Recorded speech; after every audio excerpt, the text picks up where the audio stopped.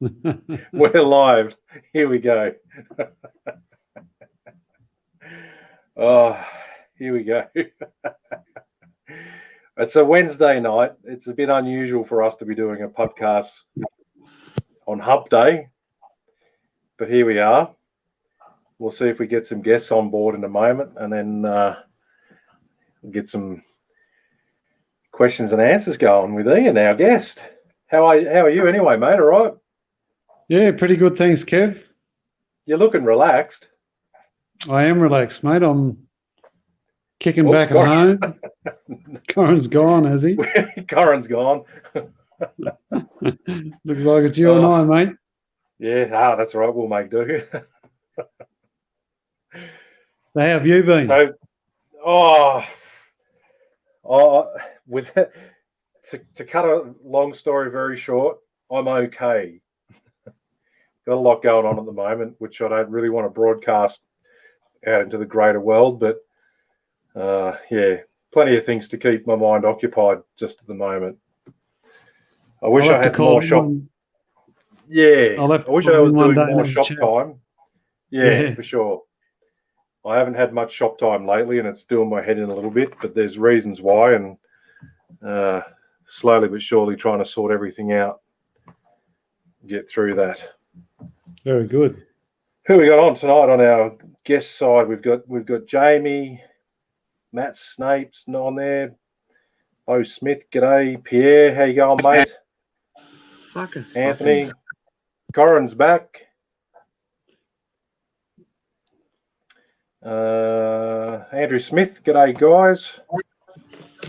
We got a few of the regular crew on. We were just having a laugh before, people, about our running. No, we can't hear Corin again. Our running history of bloody poor technology. Anyway, I can hear him tinkering. It's a connection issue, I think. At his end, I can hear it when he plays around. No, I can't hear you, Corin, but keep pressing whatever you pressed before.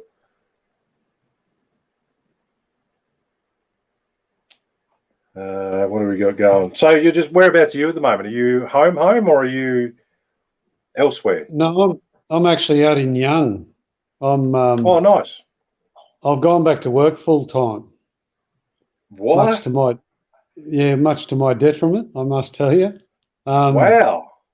I'm back working for the Rural Fire Service. I got offered a job. Well, I put in for the job and got offered the job as an area commander. It's a new job that they created. They used to have 4 regions in New South Wales, and now they changed that to 7 areas. And I was offered one of the area commander jobs full time. So I'm back out here doing that for the moment. I don't know for how long, but fair enough. That's why I haven't been socially active, I guess you might say. Yeah, well, we've noticed your stuff hasn't been up there, but figured it was either staying safe, retreating into your sort of usual area down where you are, down the coast. But then again, I figured if you were there, probably would have seen a lot more productivity from you. So that's that question answered. Yeah, look, I've definitely got some things going on in the background, knife-wise, and I'm just a bit excited about some of the stuff I'm doing, even though I'm away working. It's there's still some little projects I'm working on, and you'll hopefully get to see some of those fairly soon. Yeah, nice. Well, like I said, now you've got to mix that in with the full-time work life. That sort of brings you back down to earth, like a whole lot of our listeners out there that are doing the full-time work and trying to make knives as a hobby again. Yeah, well, it's pretty much stopped for me at the moment. Yeah. Oh, that's all right though. Like I said, priorities come and they shift and change in different ways. So that's it. Can't help that. Corin's just restarting his computer, trying to see if he can fix his problem. In the meantime, like I said, we've got a few of our usual viewers on here. Facebook user, I'm not sure if you said am I on the water or the whiskey tonight.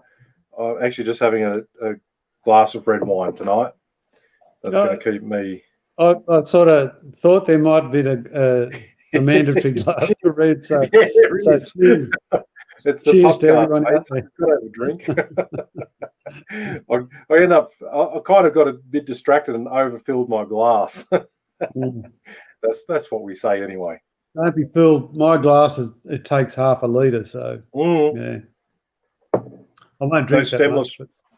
The stemless wine glasses are a little bit. They take a bit of getting used to when you pour that bottle in and realise, why am I only getting like a glass and a half out of this bottle of red? Yeah, it's a bit saw crazy. Somewhere the other day online that is talking about the lockdowns and going through people's expenses, and the largest one was red wine. Red wine, I kind of relate to that at the moment with a bit of a regular red wine of an evening. Who else have we got on here? Just having a look through. Dominic Schwabs. How you going, Schwabsy? Schwabsy's one of our guys that's we brought into the limelight a long time ago, Ian, and the knife podcast that the Yankos do with Mareko and Co. They wrote a little song about Schwabsy, and they didn't realise that Dominic's only 14-year-old young fella. And so they made this little song about Schwabsy and sang it on air, and it was really funny. And then we had great fun in the background saying, "Oh, that's nice that you're singing little songs to 14-year-old boys." And they're like, "What? He's not." And we're like, "Oh yeah, he is." So good to see you, mate. Now Dominic said read somewhere that you're not doing so much knife making at the moment, but that's okay, mate, because there's a few of us in that boat, and like the tide comes and goes, it's all good. Just keep with it when you can, and it'll help out. No, that's exactly right.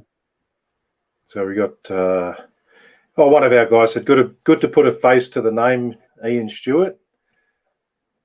I think it's not something that I advertise a lot. Actually, I don't think I ever put my face on Facebook. It's just the stuff that I do. But I'm not one of those people. I'm a very private person when it comes to all that sort of stuff. But well, this podcast breaks that norm for me. I'm kind of the same. It's photos of my work, and a lot of people would say that's because I've got the face for radio. Well, I'm not going to argue with anyone over that. Don't worry, I'm not going to argue with you either, mate. Normally I turn the lights down. Restarted your computer. We still can't hear you, Corin. What did you do before when we could hear you? You jiggled a cable or something. So the problem is the only way that I can record this is if you can't hear me. It's the only way I can record. Yeah, right. The recorder goes in, the computer goes ape shit on the mic. And there's somebody out there listening to this that fully understands how that works, and that person isn't me. No, well, it's not me either, mate. Bandwidth or something, is it? No.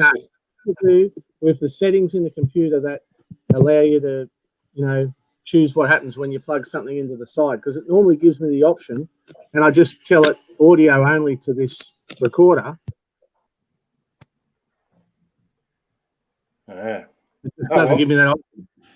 We might just end up having a live feed tonight then without a podcast recording, which is okay. Yeah, I reckon that'd be fairly sucky, actually, considering the nature of the game. I was just trying to make a bloody lemonade out of lemons, mate, but I kind of agree. We've got Ian on here, and we can't do a recording for the podcast platforms, which, Can you hear me now? Can you hear this? Yep. Yeah. You're a little bit faint, but yeah, that's all right. It's picking up the mic off the headset just fine, but for whatever reason, select the mic on this. Listen, give me a few minutes to play with settings. You guys have a chat. Crazy now. Who Ian is, and somebody might come up with something in the comment section while I fuck around. Well, No worries. We'll do that. We'll just pretend. We'll pretend that guy's not here. Yeah, fair enough. All right. So you're back working full time, which is obviously affecting your knife making time, which is not the best thing. Not best thing for you, and the best thing for a lot of guys that obviously follow you quite a lot, especially with your knowledge that you give out to people.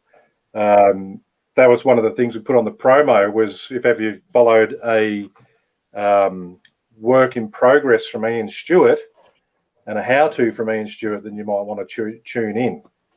If we do a little bit of a background, Ian, what's your history in terms of knife making? When did you get started in making knives as a hobby? About bit over 4 years ago, I think, Kev. I probably met you at the first Canberra show that I ever went to. I probably only started making knives about 8 weeks before I showed them at the first Canberra show that I went. That same year, I decided I'd have a crack at knife making, and I did a course, I think it was in February the same year, given that the Canberra show was at the end of the year. I went up and did a course with, he's now known as my brother from another mother, Keith Flutter. Unky Keith. Unky Keith.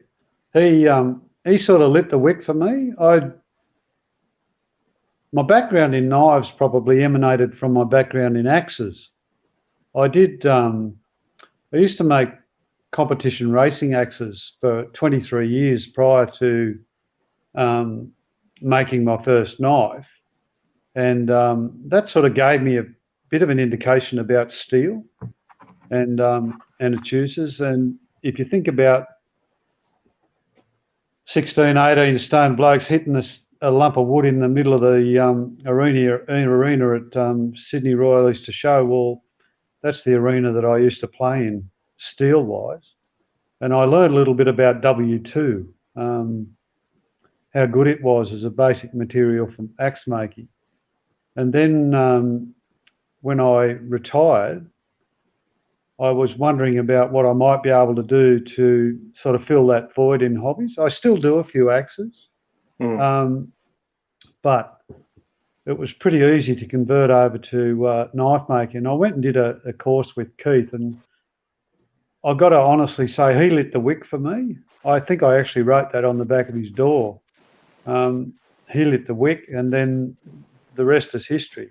So yeah, it'll be 5 years this year that I made my first knife. So yeah, it's been quite an epic journey. Yeah, time flies though, doesn't it? I was actually thinking about you the other day because I was sitting down, had the TV on, and it was the steel wood chopping championships, or whatever they refer to them as these days. Yeah, the timber sports championships. All right, try that. Oh, you're back on. All right, now you're back on. Now you're back on. Shut up. We're talking. So anyways, watching the steel wood things going on with our chopping stuff, and I was thinking about you with that. And now you, as you do with your humble self, you briefly mentioned about the axe sort of side of things, but I've seen some of the axes, and we've sat down and had a big chat about things. And in that environment, at that level that those guys are competing, it is a, excuse the pun, but it's a cutthroat industry with what they're doing, and they can be seconds apart from, obtaining that first place. Mate, or if being obscure. I'll give you the chop quick as. Yeah. So part of that, I guess, leading to that is when you move that into knife making, your knowledge of the geometry required to do high performance axes in competition axe heads, really that's where some of that transition goes into understanding how to get a performance knife working as well. Yeah, I'd say that's exactly right. And if you think about like still timber sports, and you think about the arena at the Sydney Royal Easter Show, it's kind of the top of the tree from the perspective of the more world titles are won at the Sydney Royal Easter Show than they are anywhere. I've competed XYs in America and places like that. I've competed at Sydney a lot myself, but I'm nowhere near the size of those blokes and whatever. But from the perspective of axe making, I can proudly say that I used to sponsor a young bloke from New Zealand, and one of my axes that I made him won a world title. So yeah, it's quite an amazing thing to be able to make something that succeeds at that level. Because yeah, absolutely. One I mistake. had the pleasure of getting one of your axe heads to have a little bit of a play around with. Way back when. Now this is actually years ago, trying to get a hamon onto the bloody thing. I still haven't finished it. No, it took 3 years to get the bloody thing heat treated, and I still don't know whether it worked out or not, because they're virtually impossible to hardness test because of the geometry on the bloody things. But that's right. Yeah, it's having held that, they're not just your Bunnings log splitter. They're not just your decent quality axe. These things are like primo. They're racing like axes. For me, yeah, that's it. For me to sort of think about putting a handle on that and taking it camping with me, you know, I'd probably end up doing more damage to me than any log or tree I could cut down. But you can see, like I said, that whole thought process that goes into basically, like I said, creating the sports car of the axe world. Yeah, no, it's quite amazing, and I guess I'll keep making axes until I can get a good hum on one, because they're W2, you know. I know. Yeah. I have my own brand of axe that I had made many years ago. I've still got a heap of them. They're called the Stewart Racing Axe. They're all made from W2, so I'll succeed in axe making when I get a good hum on one of those axes. So I'll be looking for a bit of assistance. Put my order down before everyone races to buy one. We'll have to come down and do I'll come visit you one time, and we'll do a weekend of just trying to get a hamon on an axe head. Yeah, no, please do. I'd enjoy that, and we'll get my good friend the inevitable and the much revered Mike Peterson down. I was going to get Mike over, yeah, for sure. My neighbour, yeah, that will really make it an interesting weekend. So. Yeah, no offense to Mike, but I would suggest that would be more like an episode of the Three Stooges. You could be right, but anyway, I think so. Let's get off world titles for wood chopping and get on the knife. So did we talk about your first knife, Ian? So we've just got. We actually just. Where you from? Where'd you grow up? Where am I from? Yeah. I was born in Bega, New South Wales, far south coast of New South Wales, Australia. I live down there now still. I live in it's an area west of Bega, southwest of Bega, called Tantawanglo. It's beautiful. Yeah, it's an area. It's not anything. I live off grid, which is a real challenge for me in knife making. I don't have electricity.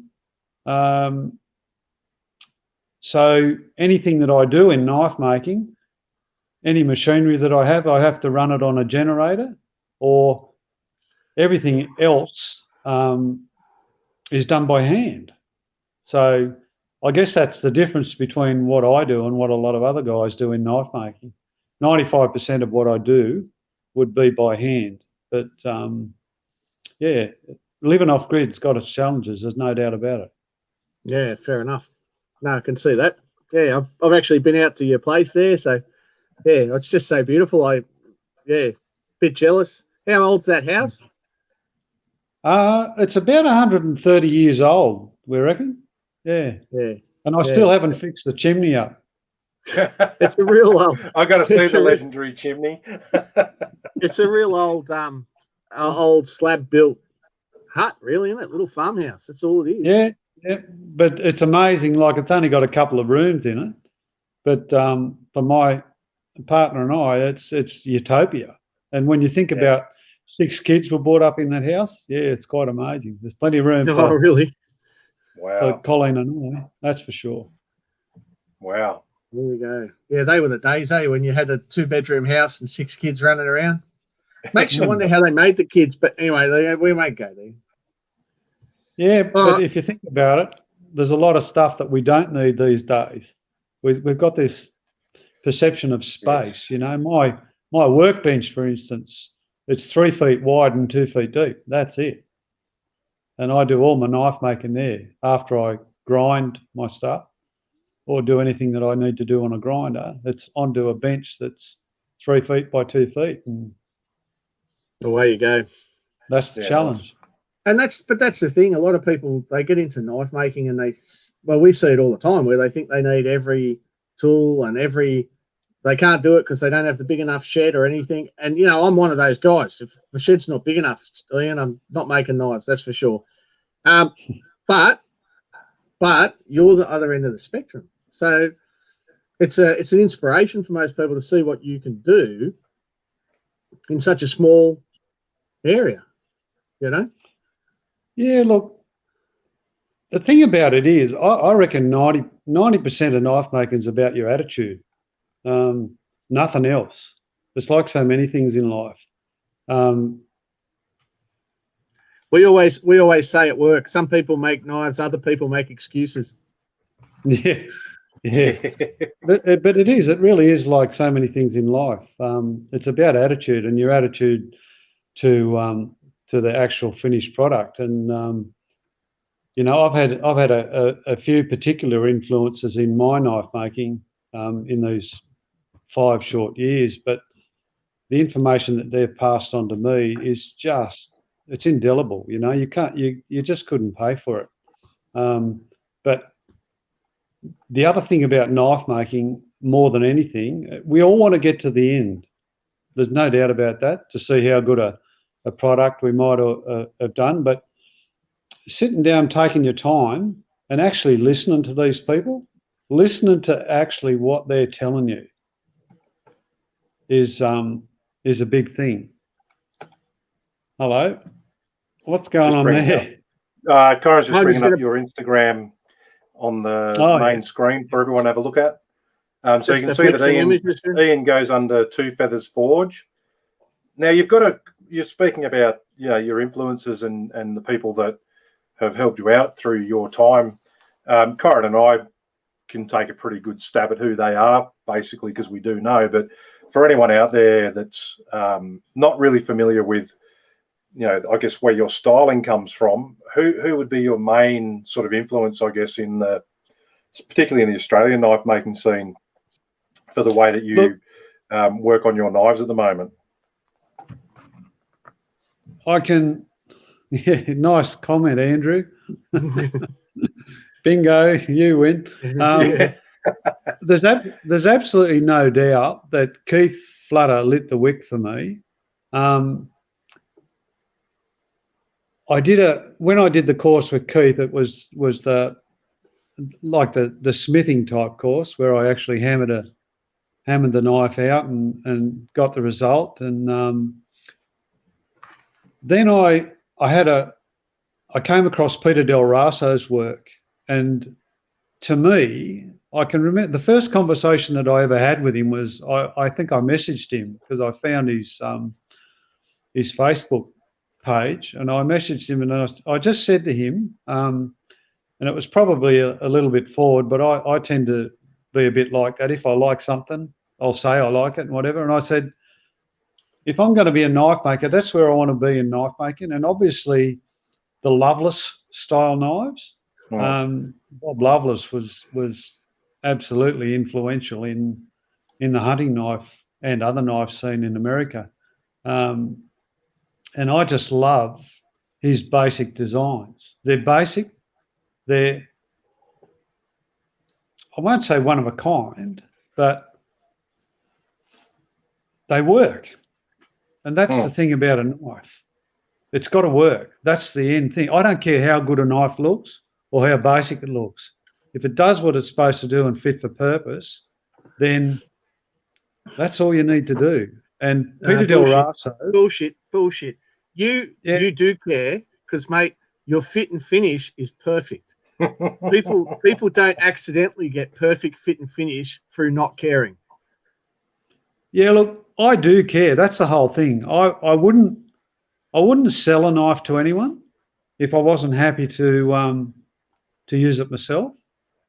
Funny enough, I haven't made myself a knife for years because I'm too busy making them not for other people or whatever. But look, Peter Del Raso, he'd be at the top of the tree from an influencer.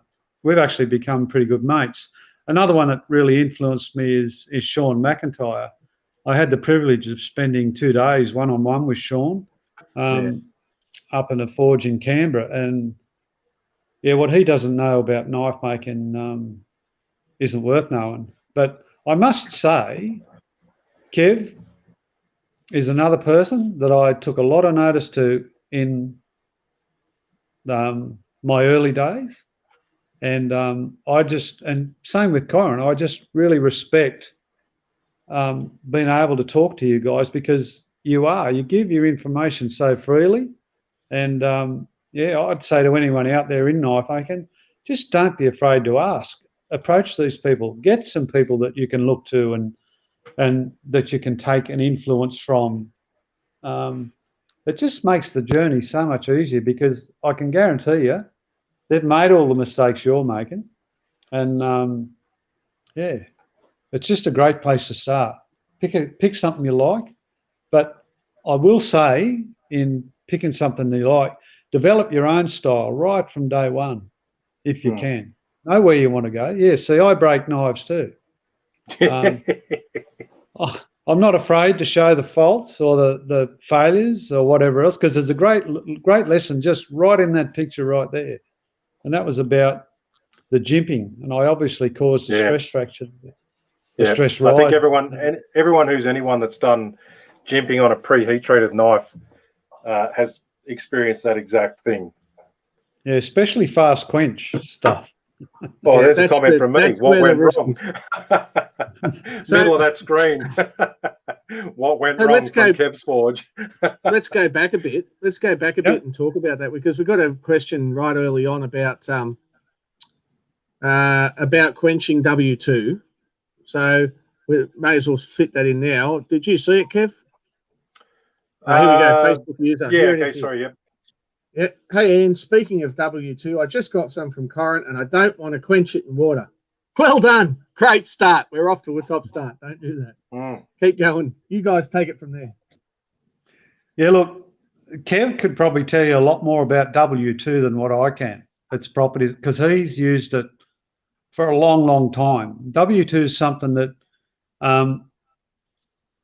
essentially I started knife making and I started using 1084.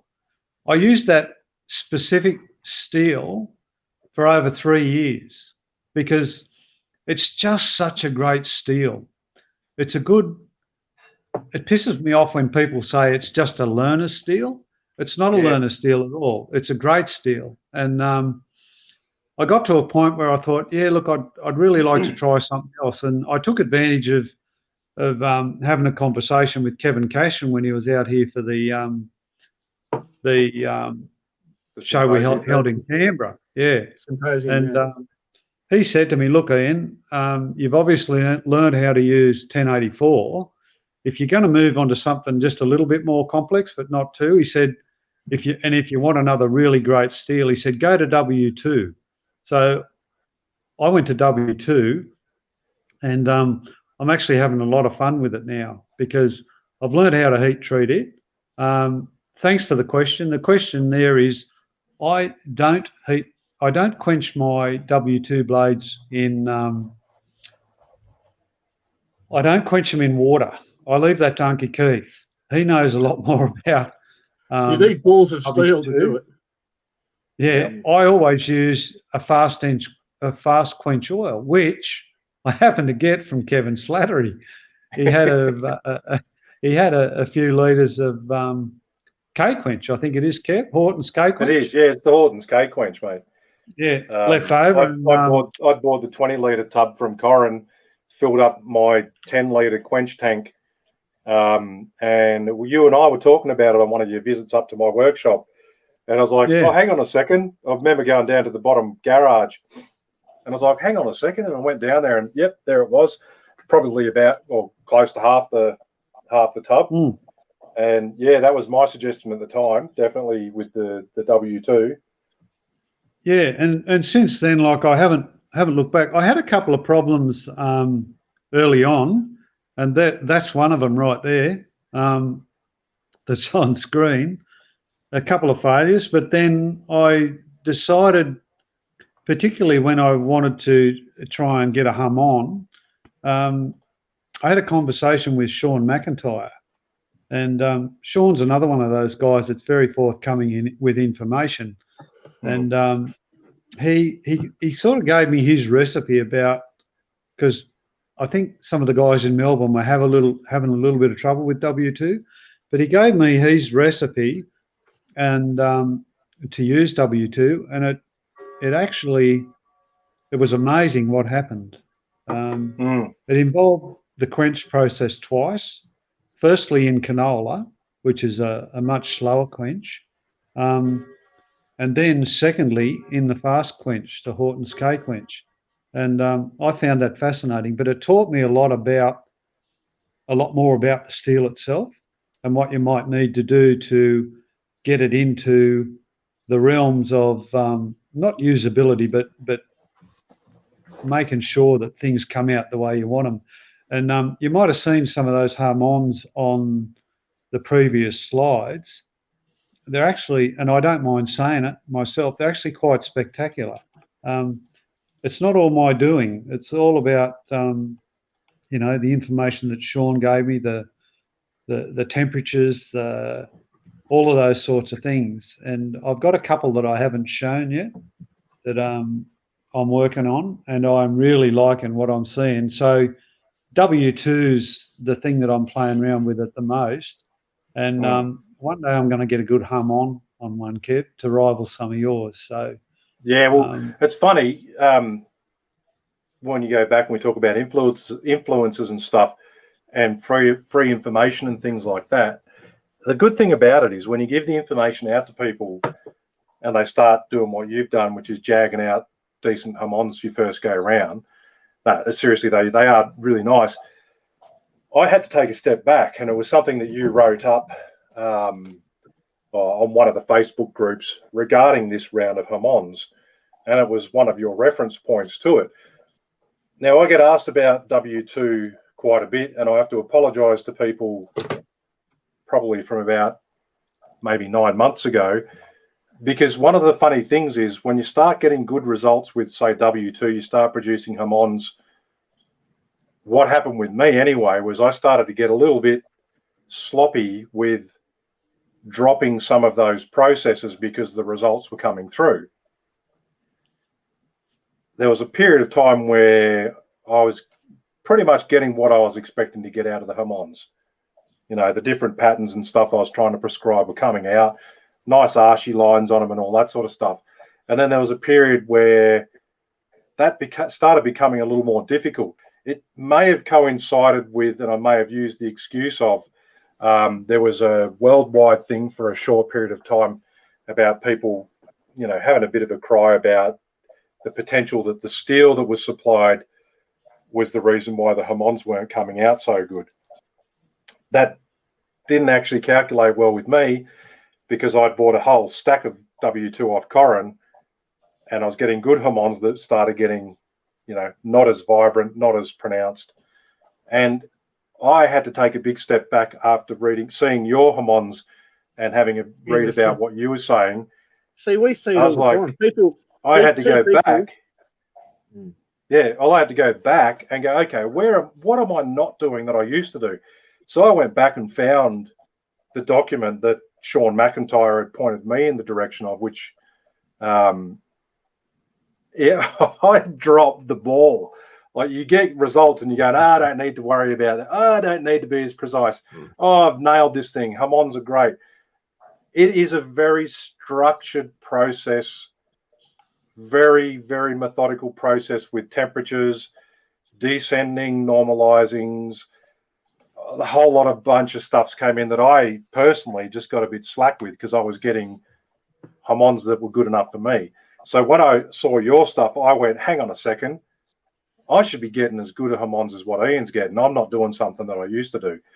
And I went back and found that document, reapplied that structure, and the batch that I'm working on, I've got a batch that's coming out at the moment. They're back to that stage where I'm stoked with them. Like I'm looking at the Hamons going, yeah, this is what I was after. And it just gave me a little slap around the face in terms of, naughty boy, there's a way of achieving these results, and it's a prescribed method. And if you start dropping off things and getting a bit slack, obviously you're not going to get the same outcomes. So when I've had people recently sort of hit me up about tips with W2 and stuff, I'm saying, look, I'll send you a document. It's free out there. It's on the internet. It's not a secret document. I say, I didn't do it. It was written by Sean McIntyre. He referenced a lot of the data from someone else, and he openly says that in the data. Give me your email address and I'll send the document to you. And I said, the rest up to you. You know, still going to have trial and error, but it's a steel that's not that much different to 1075, 1084 in terms of the forging side of thing in particular, but the heat treating is a lot different. Do you want me to get this question? Pick this one up? Yeah. So basically W2 and any of the W steels like W1, W2 are water quench tool steels, and they were made for anything that required a shallow hardening.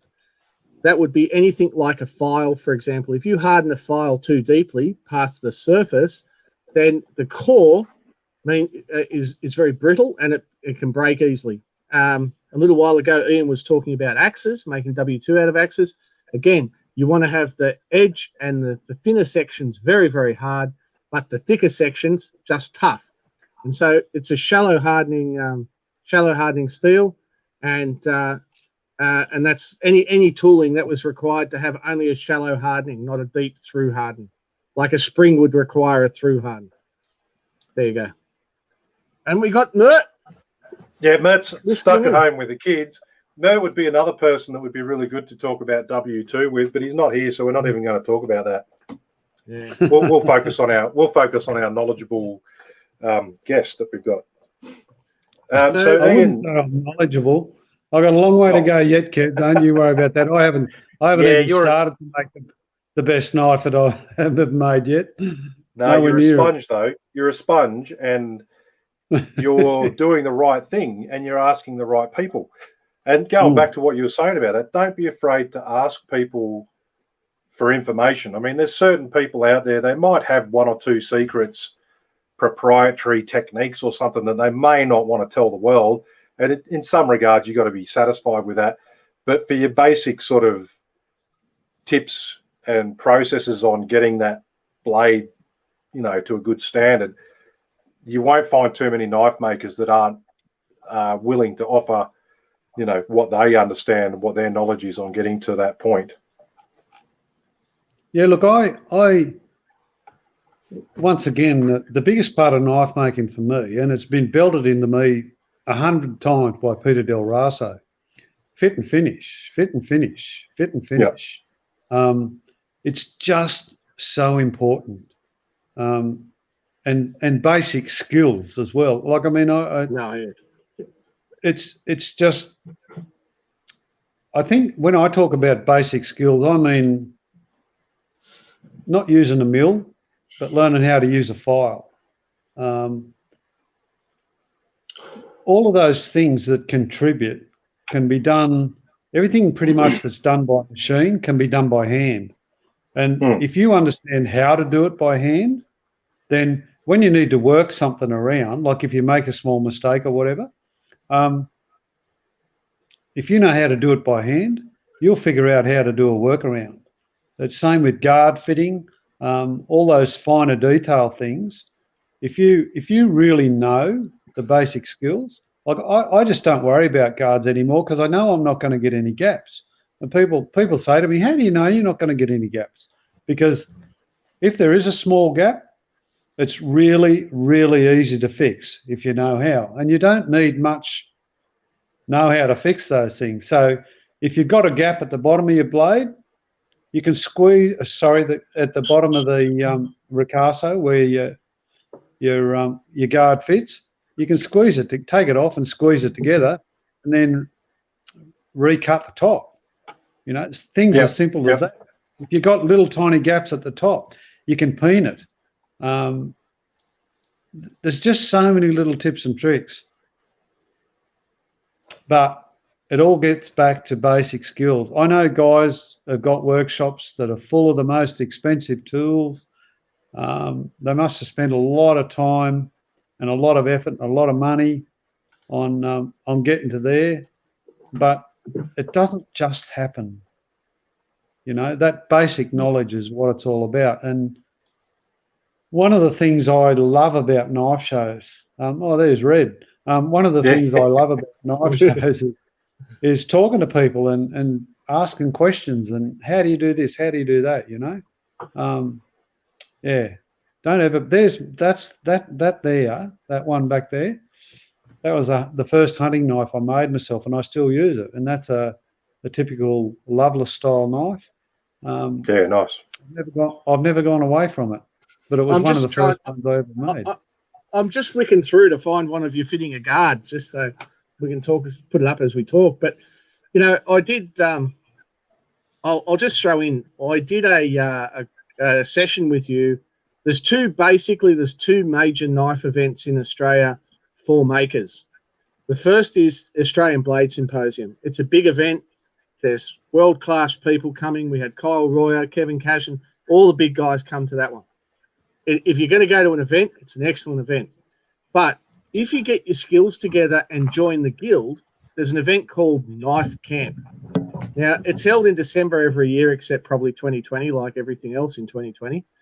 And at that event last year, it's a similar event to the symposium, but there's a lot less people, and it's hands-on, and it's well underpriced. I don't know if we can hold the price at what it's been. And at that event, I did guard fitting with Ian, and my first guard perfect. And why is it perfect? Because, you know, the instruction from Ian showing hands-on how to fit that guard was just brilliant. I really enjoyed it. And I'm probably never going to fit a guard to a knife. I don't make knives with guards. I make barrel knives. I can fit a ferrule just fine. But to be truthful, he's got the processes down, simple and super effective. Simple and effective. That's fair to say, Ian? Yeah, look, and it comes from trial and error too. Like, I mean, I haven't always been simple and super effective, but like I said, basic skills. Hello, here's a question from Les. Yeah, no, that's a great attitude to have, Les. Hand tools first. There's a lot of people. There's a really good message in that, and the last 3 words. Here's Nick Tanner. Best Mate, there's so many comments coming up. I could flick them all up on the screen, and I'm sorry I'm not, guys. We'll come back at the end. We'll do a question time. We'll get you to throw questions up, but go for this one, Les. The last 3 words: hand tools first. It's just such a good thing to know, and same with gaps in anything. Like a lot of people have trouble doing tapered tangs and things like that. It's it's basic skills. You got to learn how to work it and how it works with you. I hear a lot of things, and there's a lot of buzzwords around like muscle memory and all those things. There's only one memory I've got, and that's got to do with my head. Muscle memory probably is more about when you're hammering steel and things like that. But yeah, the only memory I have is the techniques that I use. I know who this is talking. This will be Ian Fraser or Robert Fraser, I reckon. He hasn't clicked on the link at the top of that question. Yeah. But it's the same with. It doesn't matter what part of a knife you're looking at. And that's a classic example right there. Handles. For the benefit of the podcast, the question or the statement that's on the screen is: The handles on Ian's knives are so amazing. The knife seems to fit so many different hands, big and small. The last 3 Sydney knife shows, Ian has put a knife up for the door raffle, and I sell the tickets by getting people to hold it, and most will then buy a ticket. Go for it. And see, there's a lesson in that too about handles. I said before about learning to make that I love the Loveless style and the way Peter Del Raso does his knives. I also watch 2 people in particular in relation to handles. There's 2 guys in America, I believe, that make handles like no one else for the style of knife that I make. There's people that make great handles, no doubt, but Gallardo knives, if anyone wants to have a look at good handles, have a look at Gallardo knives, and also Sean, come on, Hatcher. Kev, help me here. Sean Hatcher. Yeah. Hatcher knives, yeah. Those 2 guys make handles like you wouldn't believe. I reckon they're, from a hunting knife style, probably the best out there. Sorry, I just knocked the bottle of wine over. Lucky I had the lid on it. But the challenge is when you see the work that's done by these guys, try to actually work out how to do it yourself. And that's a trial and error thing once again, but it becomes the basic skill. Like the sculpturing in a handle really makes a handle, I reckon, and that's why so many of my handles fit so many different hands, because of the way that they're sculpted. Yeah. But it takes time to learn that stuff. That's the key thing. That key thing that you just touched on there, Ian. It takes time. It takes time to learn these things. Yeah, absolutely. I think sometimes, because I pride myself on my handle fitting as well, and shaping and how it fits in the hand. I get a lot of positive feedback at shows in particular, where the good thing about a show is quite soon into it you'll know if people like your knives or not, because of how much time they spend with one in their hand, and then how much they talk about it. And I get a lot of positive feedback about the handles that I do, but it took a couple of years, at least maybe 3 years, of experimenting and trial and error before I got confident and just started working on a particular style. And then even then, there's feedback that comes from other sources on how to make very subtle improvements in them. And yeah, I think a lot of the time, especially with the newer guys, they might get a little bit dejected, perhaps, probably not the right word, that they're not nailing it first go. It's like, come on, guys, man, if you nailed it first go every go, people like me would probably just freaking give up, because it took a lot of time and effort to get to that standard that you've got, where people pick up your knife and they go, man, that feels good. But you take on board the things, like I said, lessons learned. You look at people like Hatcher and you be amazed and you go, far out, I'm going to try something like that, and go for it. Just try it out. The secret is with any of that stuff, Kev, I reckon, and like any knife makers out there, beginning knife makers, one of the critical things is to learn how to design a knife. And once again, that's basic stuff again. Anyone that's new to knife making, get yourselves a set of French curves. Yep. They are absolutely invaluable when it comes to designing knives, because you can. And the other thing about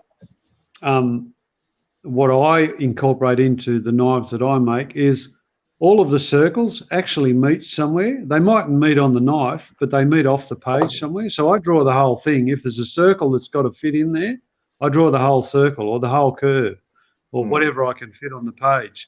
And you'd be amazed what happens when you make things intersect. Now, I must say I do come from an engineering design background.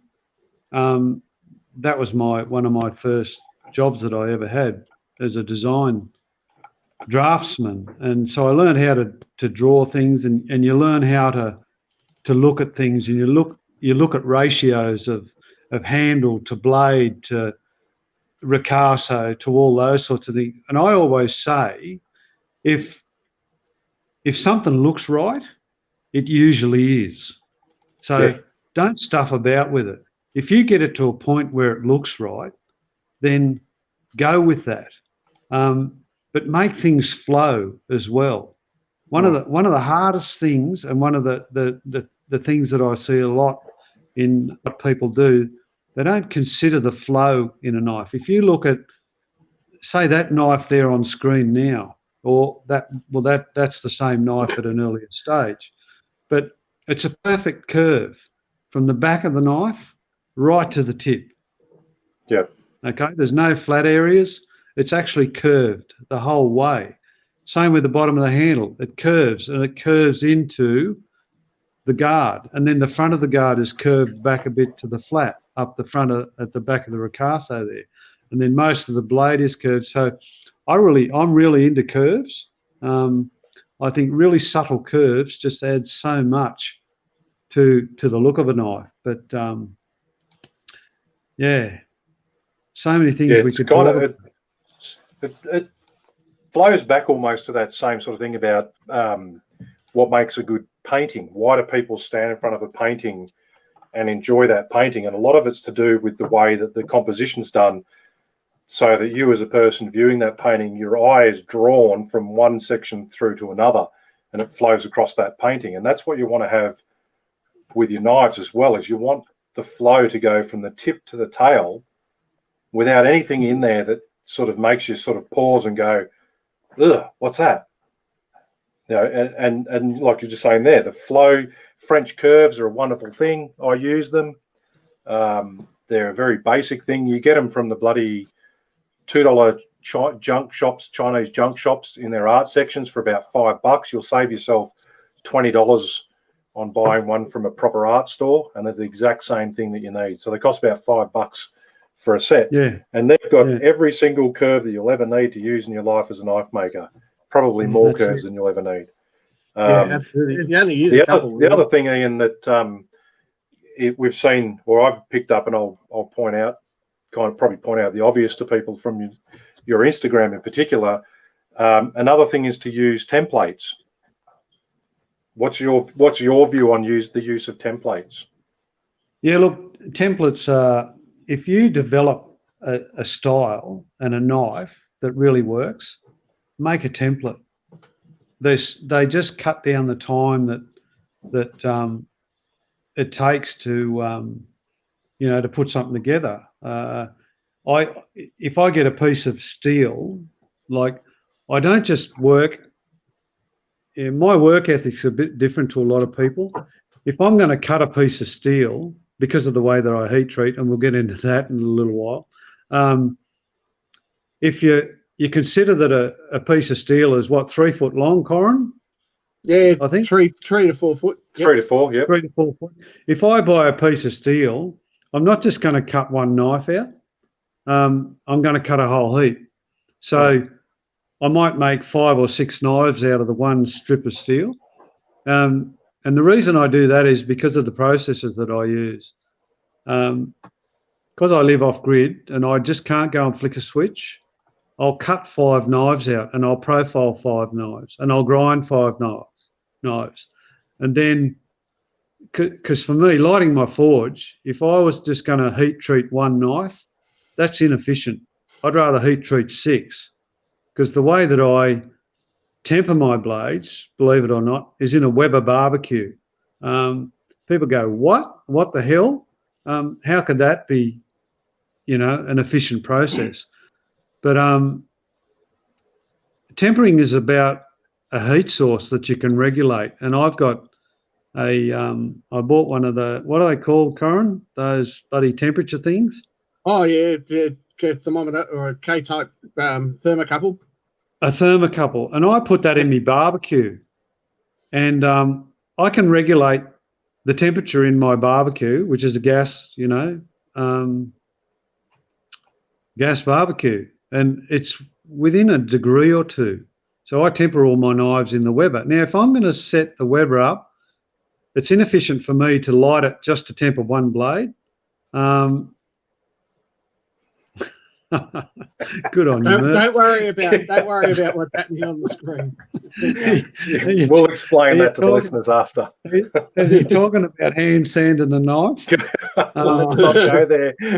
Just don't, Anyway, Yeah, so I like to be efficient. So I'll temper and I'll heat treat and temper 6 blades at once, but I'll only ever finish one knife at a time. That's the difference. Just getting back to that picture that's on the screen there now. One of the hardest things in knife making that I ever found, and I had a lot of trouble with it, is making lines disappear. Like that's a guard on a knife, and you can't see where the guard hits and this is what I taught in that guard fitting exercise in Canberra, Corin. A lot of people do it different ways. I have a technique that I've developed. Haven't seen anyone else do it yet. It's a press fit, but it's a press fit just in a vise. I wouldn't do it any other way, mate. I've tried fitting guards my whole life. I do hidden tangs and stick tangs when I make them, and I am anal about getting my fit right. But I've never seen a method as simple and as easily accomplished with simple tools. There's no mill. There's no, just simple. Yeah, well, that's just press fitted with a normal vise, because you can put a lot of force very, very slowly. You don't need a press to do it. Anyway, back to what was I'm not sure, but I'm going to flick back. This is a little bit disjointed, but that's okay. I'm just going to flick back to a couple of things. Warren Whelan asked, how do you join the guild? If you aren't a member of the guild, get your shit together and join. You don't need to make great knives to join the guild as a probationary member. You need to make semi-decent knives that show that you're committed to knife making. Some people will say to you, right, that the guild is some elitist group. It's just a load of horseshit. It's a bunch of blokes that are so committed to knife making that they're willing to put their knives on the table in front of another bunch of knife makers and have them assessed. All right? And that says you can take feedback, right? Being a member of the guild is like, and then once you're in a course, then people say, oh, well, you can only go to the guild events if you're a member of the guild. Well, yeah, fuck yeah. Like, they're not running them for everybody. That's why they're guild events. That's why they're guild events, right? It's not like it's and as Nicholas Tanner says in the very next comment, the best money you can spend is going to that knife camp. And I can only agree, mate. Guys like Peter Del Rasso, Ian Stewart, Sean McIntyre, Doug Timms. Anyway, how do you join the guild, though? You need to go onto the guild. Go onto the guild's website. Go onto the guild's website, which is www.akg.org.com, is it? Something like that, anyway. AU. Yep. AU. There will be a pro forma on there to join up, how to join up. There will be a standards document on there about what will be assessed and the expected outcome. To join as a probationary member, you need to make 3 knives, different styles, with very limited changes in things on them, and they need to meet 50% of that standards document selection marking criteria. 50%. So it's not a lot. It's not to say make a shit knife and throw it in there. Don't half-ass it and throw a knife in there. If you want to join the guild, you try to join the guild, and the guilds are normally defined as, the top tier of people in that sort of arena. Woodworkers guilds, knife makers guilds, a whole lot of different things in there. So put a decent amount of effort into making your knives and get a buzz out of it if you actually get better than 50%. But the 50% is not overly difficult to achieve. That gets you in the door as a probationary member. And it's assessed by your assessor for the region, for the state or territory you're in. And you'll need to look that up online because I'm not sure who's who now. When you come 12 months on to become a full member, you have to be in the guild as a probationary member for 12 months. Then you need to submit 3 knives of a set criteria. So you'll need to have a full tapered tang knife. You'll need to have a knife with metal on metal finish, whether that's guards or bolsters. It's up to you. and there's other stuff on there which I can't remember off the top of my head. Yeah. That then you need to get. It's like being at school. If you want to get an A, you've got to be. I think it's 85%.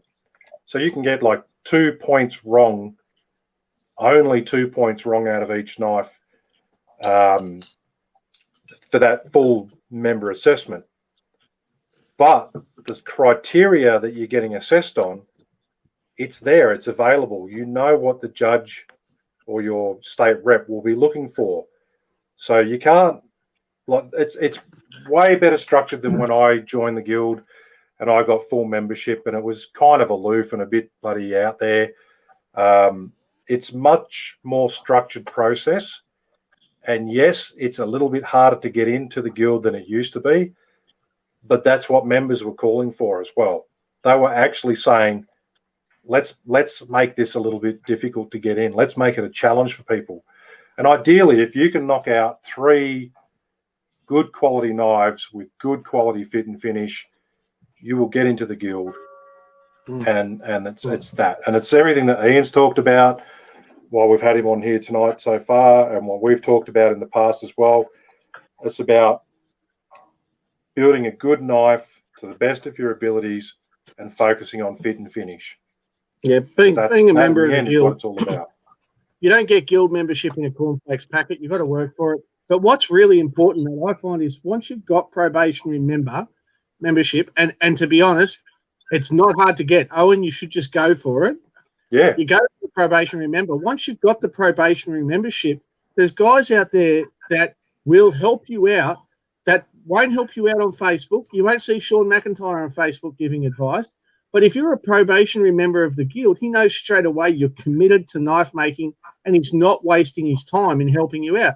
Same like guys like, I'm not saying they'll help you, but guys like Peter Del Rasso and that, if you have shown the commitment to get guild membership, those guys are going to be far more likely to open their door, welcome you in, because you are committed to the sport. You're not just a blow-in that's going to blow out again. Those guys have been around. They've seen people come and go.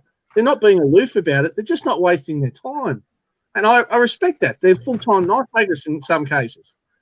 Yeah. So, yeah, join the guild. I think it's actually in the guild's charter that as a member of the guild, you can't not assist another member of the guild. It's to not the level that you assist. To the level that your system is probably questionable, and the attitude that you're getting approached with. But as a guild member, you should be freely helping out other guild members if they ask for help.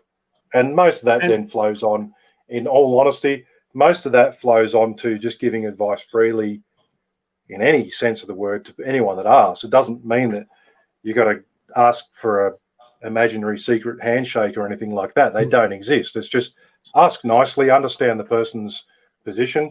If we were talking earlier, Corin, before you got your shit together, Ian was saying he's back in full-time employment now for the Rural Fire Service. So if you're hitting Ian up now and asking questions about, Ian, help me out with fitting my guards, and Ian doesn't get back to you for 2 weeks and you start getting pissed off, Ian's in a situation now where someone's paying him a salary and that takes precedence. So you've got to understand circumstances with people. The modern world of Instagram and Facebook, what we're doing here now live, everything's instant. You just got to understand sometimes there's a situation people are in. Might take them a couple of days, it might take them a week or whatever. Most people will get back to you. Yeah, look, I agree 100%, Kev and Corin, with all of your sentiments so far. I can honestly say, if anything changed my knife-making world, more than anything, was joining the guild. Yeah, nice. That first time you go to a guild show, down in Melbourne, you have that bag of bloody emotions, mate. It's exciting. It's nerve-wracking. It's just awesome, and it's daunting. And, you've got all these guys in there, like I said, Sean, Peter, Andrew from South Africa. Forgot his surname now.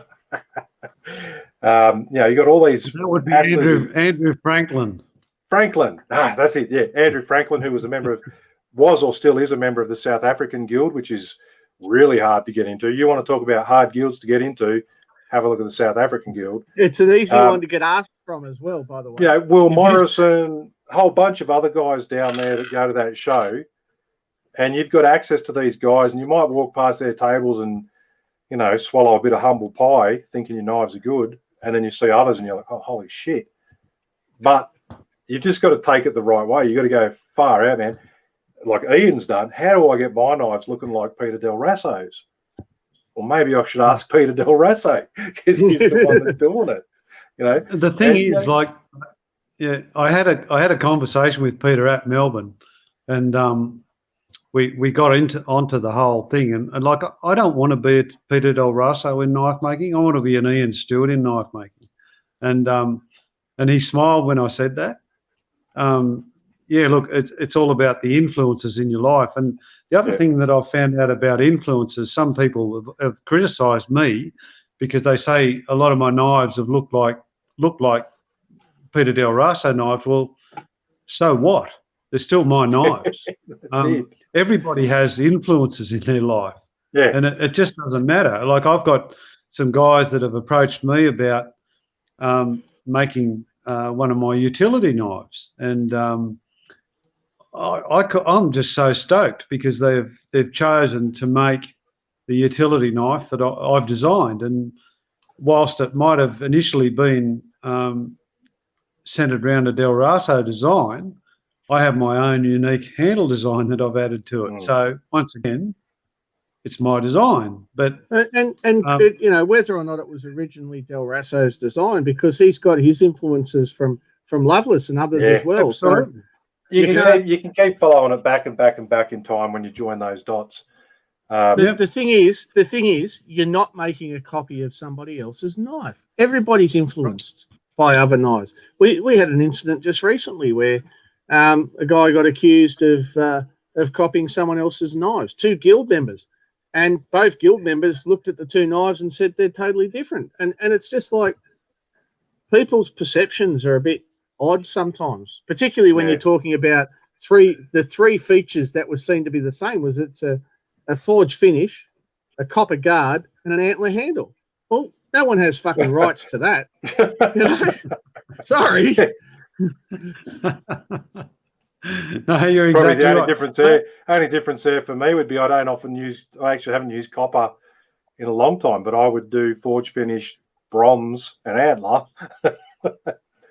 No worries. No, look, there's just so many things that are just so variable. You know, it's not like we give templates to everyone. That would be a different matter. I've given a few plans. I've got a few plans off other people. There you go, Kev. Owen just said I've done a Kev knockoff. Oh, yeah. Well, but Owen, it's still your knife, mate. I said that to Owen, though, when he asked me about it, which I was same as you. I was like, oh, thanks for asking. I was like that. I found that actually I was genuinely taken back by that a little bit, actually. But I explained to Owen, oh, man, I'm happy for you to go for it, but it wasn't my initial design. I took influence off other people, but he just liked that knife of mine.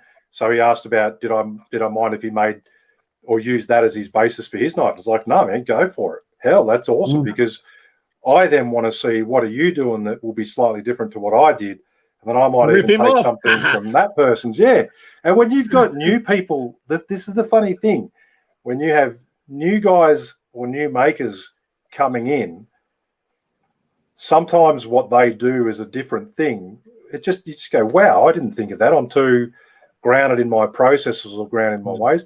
Other times, probably more so, they do weird things and you go, yeah, I'm not entirely sold on that. But my earliest knives were a lot of that as well. It was like, you go through a stage of just making what you want to make with no rules applied until you finally start to settle on something that, your design or your style and something that you want to go through. There's that bloody parrot again. Mate, you want to get a 22 and sort that bloody bird out, mate.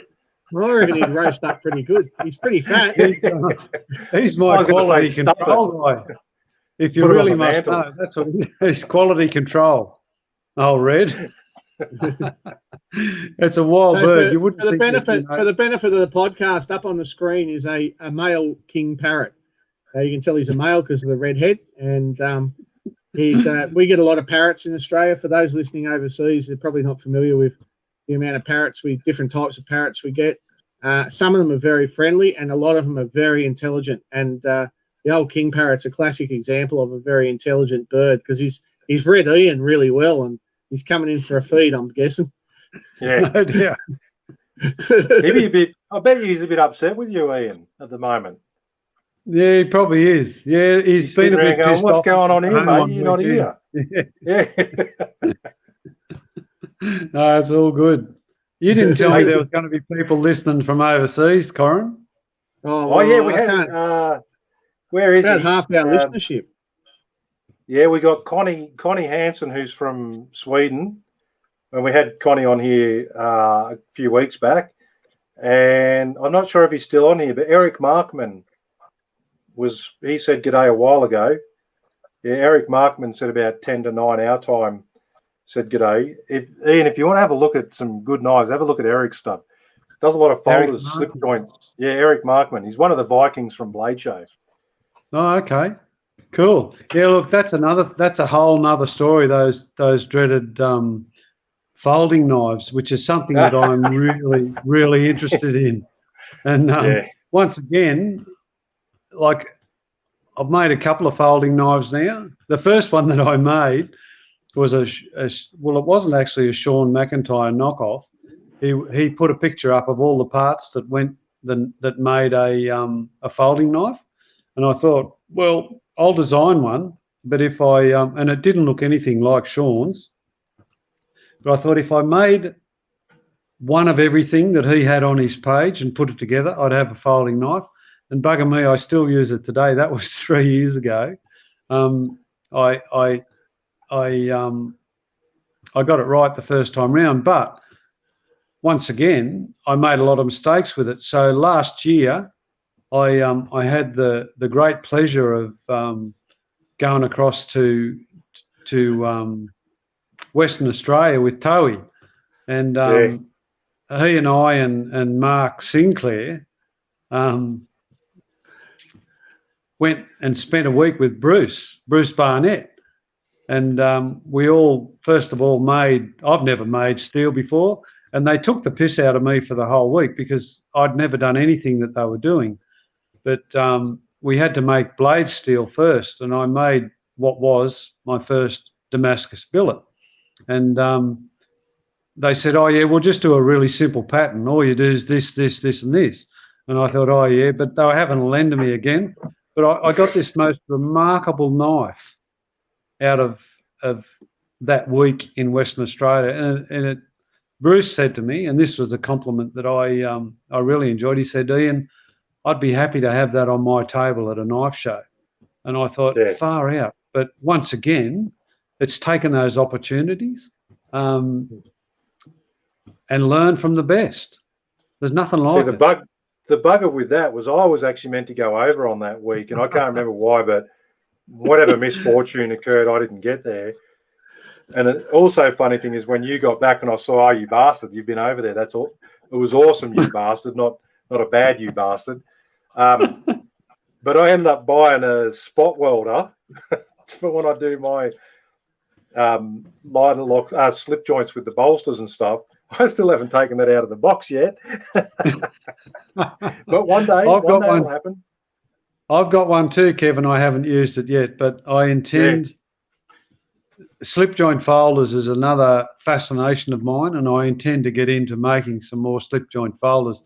I was fortunate enough to make enough steel in the loaf that I made that I'll probably get another 12 blades out of it, and I'm really looking forward to that. I've got some nice steel that I made over at Bill Burke's place in America, and when we went over there, we were doing liner lock folders with Rick Dunkley, and I thought they were amazing. They were fiddly frigging things. You had to pull them apart 1,000 times, little screws. But one of the interesting things, and it was, regrettably not going over to see Bruce pre-lockdowns and all that, was when we were building a liner lock together, or, you know, he was on the same bench as me and we're trying to build a liner lock, the amount of cursing that he did and just saying that slip joints was so much easier and everything. Because I haven't made the slip joint, I'm like, well, the principles of a liner lock aren't that crazy. They're just fiddly, tiny little screws, one size 172 thread count and all the rest of it. He was just cursing it and then just going about how much easier technically a slip joint was to put together. And then I was like, oh, I don't know. And then when I saw your visit over there and you and Toey and Stink and Bruce doing all that stuff, I was like, man, I've got to get in on this. I've got to start making those. Yeah. And we saw that you had you on your thing there had was that a Rupel dial? Yeah. Yeah. Yeah. $100 I bought it from America. There should be a place in Australia that sells them soon, I reckon. But anyway, we'll wait and see what happens there. We're working on that. There's a couple of guys with CNCs that are keen on making them, and I'm working on that. They're not a complex thing, but a question there from Robert Fraser. Where do I see myself going with my knives in the next few years? Look, Robert, there's absolutely no doubt I'd like to branch out and do a few different things. Two things that I really like about knife making into the future. I want to spend a lot more time in the Bowie space. I don't know when did you make that? I'm going to try and find the picture, Ian. When did you make the coat hanger Bowie? My coat hanger Bowie, that was years ago, Corin. That was just a design that I came up with, and I found out that it's never ever been done by anyone ever before in the world, and I was pretty stoked about that. And I've actually had 3 mastersmiths tell me that they've never seen anything like it. So yeah, I'll claim it as mine. There's the 4 knives we made over at Bruce's. It was awesome. The other thing, Robert, that I want to explore is the folding knife. So Bowies and folding knives probably. And do you want to do a barrel knife? You're going to do a barrel knife? Yeah, I'm going to come up one weekend, Corin, or a week, or however long it takes me, because I'd really love to have a go too. How long? 6 weeks. You've obviously had a go, Kev. But, well, I've got to admit, whiskey got in the way of a little bit of our teaching. Whiskey, barbecue. It's not all knife making. Moving stuff around. That was good fun. You definitely, if you want to do a barrel knife, you've definitely got to see Corin to do it. Yeah, no, like I have no interest in them, but I think they are amazing, absolutely amazing. The way that you just get all those elements and put them together. You know, it's not my taste in knife making. Here we go. There she is. I saw it. I seen it. Hey, come back. Scroll down. What are you doing, mate? I'm doing. It went to auto scroll. This is the time of night stuff starts going wrong. But what happened there was I got this awesome piece of stag antler, and everybody said that I ruined it by cutting all the dark stuff off it. But if you look at it there, I thought, if I've got this piece of stag antler, I don't want to do a hidden tang knife, and I don't want to do a full tang knife, but I'd really like to highlight the steel around the top and through the back. So I designed this, what I call my coat hanger, and there's a channel that goes right through the piece of stag, and as you can see the handle there, it's got a hook on the bottom of it, so it comes out the back of the stag and goes back in the bottom, and then it fits up from underneath. So you have to fit the guard first, so that comes from the rear forward. Then you have to fit the stag, and then you can see the spacer between the guard and where the stag would be, and that just fits up and a pin goes through it. When you make the pin disappear, you can't see a pin in any of it, not in the handle, not in anything. And I've got another 2 on the go at the moment, but they're sort of on the back burner. I'm going to improve it. And I talked to Sean McIntyre about how I might improve that design. And Sean came back to me and said, I don't think you can. He said, I actually think you got it right the first time round. And I thought, no, look, there's got to be a way we can improve it. Anyway, we were talking about it for a while, and he came back and he said, there is.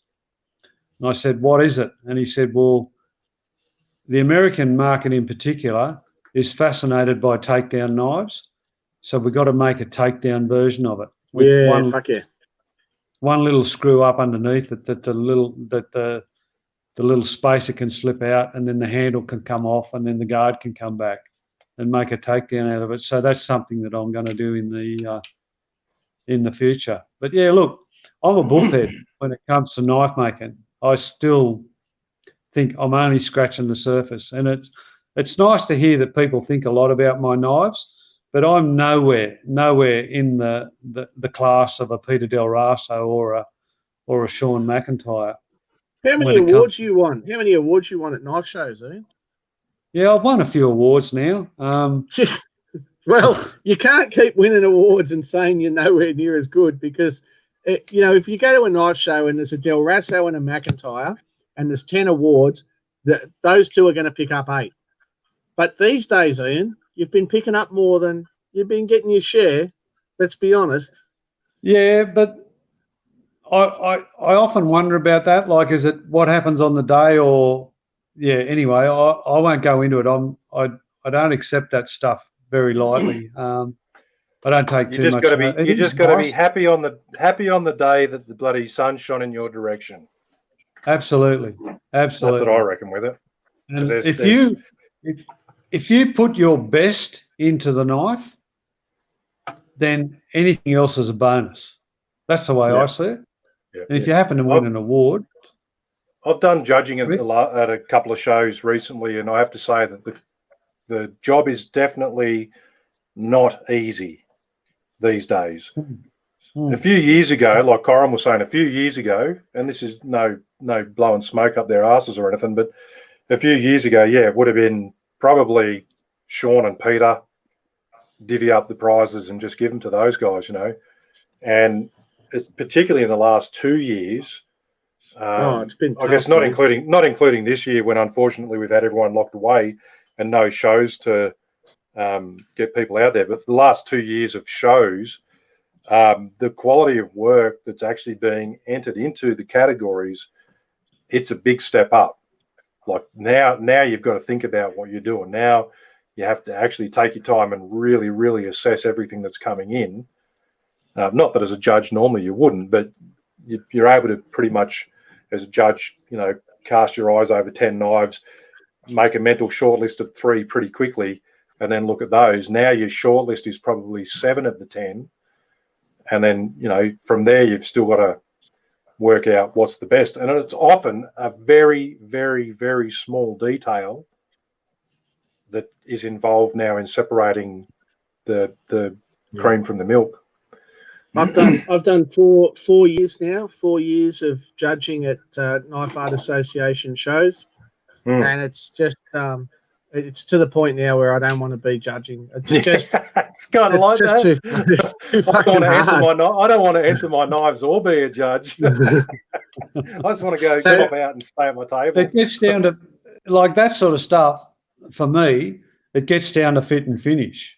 If I can keep improving my fit and finish, that can be a wormhole too. I had a conversation not long back, only a couple of weeks back, with Sean McIntyre again, in relation to fit and finish. And he said, "Where do you want to end up?" And I said, "Oh, I just want to keep playing with this and that and whatever." And he said, "Listen, just in relation to fit and finish, don't get to the point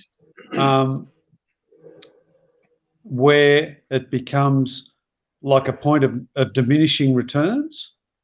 You have to be careful about that too. Yeah. Because you can get so hung up on that stuff. If you're making a quality knife, stick with the quality knife, but keep trying to improve. But as far as it goes, I got exactly what he said. You can drive yourself mad in the fit and finish arena. On that note, I've been asked by some guys about. I think I do nice fit and finish for the market that I'm aiming for my personal satisfaction. I think I do a nice fit and finish of the knives that I'm doing. And I had someone ask me about, the just getting those sanding marks nice and even when you're doing a satin finish with your hand sanding. And they go, how do you know when it's right? And I said, well, the main thing is understanding when to stop. Like you can chase it and chase it and chase it, and you'll get to a certain point where that next time that you chase it, you're actually going to start doing more damage to the finished level that you're achieving.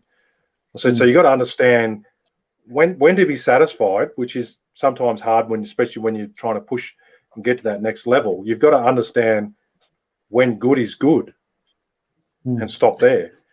But when you go into having level, said that, if you go back to what we're talking about, which is the show competitions. Oh yeah. I have seen knives knocked out of the show for blemishes that, frankly, 99% of the population would never even see, because people, when you're judging at that level, you've got to find fault. You just have to, because otherwise you can't just pick something you like. You've got to pick something that is good, and that's where I had a turning point. I had a little bit of a turning point in that fit and finish side of things at a Melbourne show when I put a knife in, and it was a few years ago when the caliber of the stuff was like, you're kind of in the back of your mind going, well, Peter or Sean will win this, but I'll stick a knife on the table anyway. And I put a knife on there, and Alistair Phillips, who we all know is a bit of a obsessive compulsive about fit and finish, especially with his folders, he came up to me with my knife and he goes, oh man, I was going to vote for your knife except for this. And he picked my knife up and pointed out like the fucking smallest little blemish, like you were saying, on the guard. And I was like, I don't even know if it happened between the table from my show table to the other table, but it stopped him from voting for my knife over one of the others, because the caliber in the others was, perfection. Yeah. And that's what you I initially just went, hey, you prick, you could have voted for me anyway. And then afterwards I sat back and went, oh, well, now I know what they're going to be really looking at. That's not going to happen on my next knife. And so the next one, you go over with a fine-tooth comb, and if you go put it into the table and there's a mark on it, if you can see it, I can guarantee you a freaking judge is going to see it. And it's going to get dismissed pretty bloody quickly. The thing about all that too, Kev, is how good is good. I use one thing that tells me when it's time to stop, and that's bright sunlight. Yes. There's nothing like bright sunlight as opposed to what you might have in your workshop or whatever else. If you're going to see a scratch, you're gonna see it in bright sunlight, and you might not see it. I check all my stuff with a really bright torch and a really bright light and all that stuff. But before I actually sign off on it, I take it out into the bright daylight. That's what makes a difference. When I'm doing my classes, I do the same thing. I say to the guys, look, we've got fluoros, we've got LEDs here. When you think you're finished, last thing I want you to do is take it out of the knife vise and go and stand in the sunlight and have a look at it. That was at the very first. They'll come back and go, oh, shit, yeah, there's a big scratch on it. The very first hammering I went to Bruce Barnett, that was back in 2011 or 12. Bruce Barnett was down from WA. It was at Keith Flutter's place. And the first thing that he said was, if you want to find fault in your work, and you do, put in as many different styles of lighting as you can. LED, fluorescent, incandescent, sunlight. The more the merrier. You'll find it under one light. What looks good under one light isn't necessarily going to look good under another. Yeah, you're probably right with that. How long does this go for, Connor? Oh, well, as long as we want. But sounds like you probably had enough there, Ian. No, I'm fine. I can talk bloody knives for days, but no, well, you're going to boost our ratings, Ian. So let's keep talking. How about we get Ian back? Let's get Ian back another time. But in the meantime, let's just fire off to the crowd out there. There's still let's have a look at what Dan. Let's have a look at what Dan's just written. Ian, what's your take on what Dan Pedersen's just written on there? Look, absolutely, Dan, you're right. There is, but knife making for me is made up of a number of elements. Firstly is the design of the knife, the function. It should work and do what you want it to do. But if you really want to make something that stands out, then fit and finish is how you do it. And it's so much. It's the same in everything that I try and do in life. I get into a lot of trouble because I talk about fit and finish, but look, you design something for a purpose, so you know that it fits the purpose that you want it for, the function. But I don't think it outweighs. I don't think there's anything that outweighs anything. It's like heat treatment. That's a critical element. They're all elements. And if you can get them all right, then you got the absolute best knife that you can make. If your design is up the shit, it doesn't matter how good your fit and finish is. If the function is out of whack, it doesn't matter. You're right. But that's where the saying element. I think that's where the saying "you can't polish a turd" falls over. You can. Del Rasso always says, first and foremost, it's got to be a knife. First and foremost, it's got to cut. It's got to be usable. You've got to be able to hold it comfortably in your hand, and it has to perform the duty for which it was. No matter how good you make it with fit and finish, first and foremost, it needs to be a knife. Correct. Form and function. Yeah. They are critical. But if you're talking about an item that is pleasing to somebody else's eye, I guarantee 9 times out of 10, because they're not going to be able to pick it up at a show and cut with it. It has to appeal to somebody.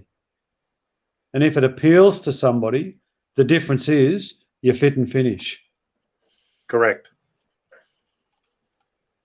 You go to a knife show and that stuff comes out pretty well. And the other thing that comes out, like you said, is personal preference.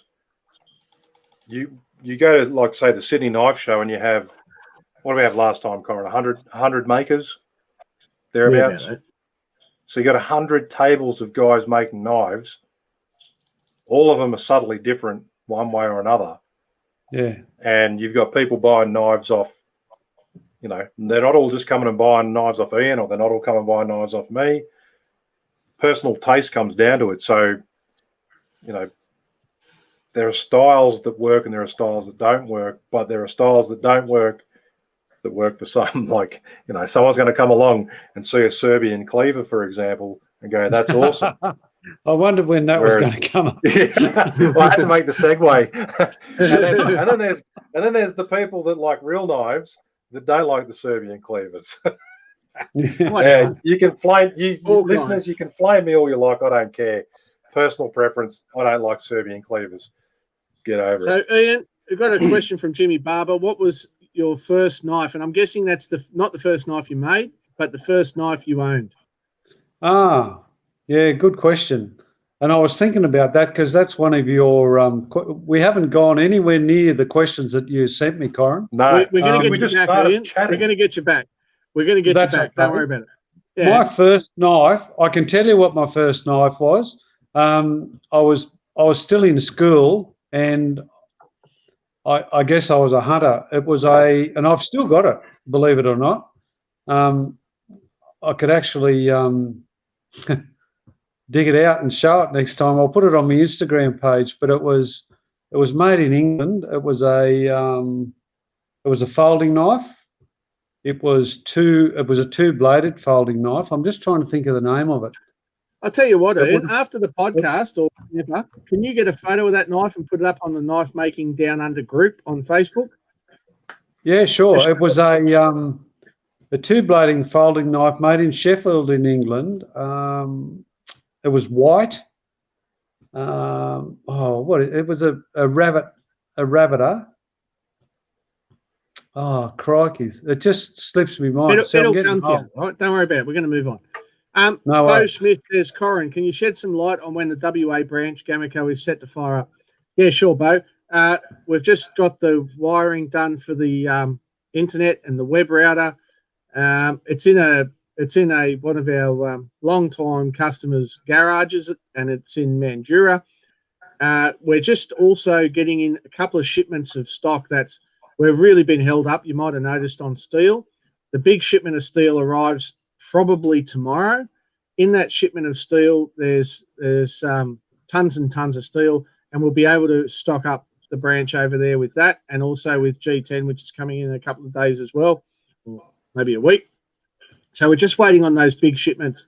Obviously, during COVID, we've been bought out of a lot of stuff, and those big sea freight shipments are all coming in. So we're not far off at all, and you can actually talk to Gamico WA on Facebook. Look her up. Her name's Danica, and she'll be more than happy to help you and answer all your questions. Now, It was a next Joseph Rogers. Joseph, right? Yeah, great. Yeah, right. Bunny Gotcha. I knife. knew it had come to you. You just got to give these old blokes a chance, mate. Get out Jamie of it. Bishop says you can't polish a turd, but you can roll it in glitter. Well said, that Jamie. Nice work. What's your thoughts on skeleton handle knives, Ian? Yeah, look, skeleton handle knives, that's something I've had a bit of a play with in recent times. There's a lot of people out there that want to go lightweight. There's no doubt about that, and there's probably a big market. I've made a couple of skeleton handle knives for some guys in Victoria to try, and I've actually got them down to 25 grams, believe it or not. These things are super lightweight. The lightest one I've made is 25 grams. It's out of a piece of 1095, 2-point-something mil thick that I bought off Corin. I didn't know what I'd do with it, but it actually good on you, Brad.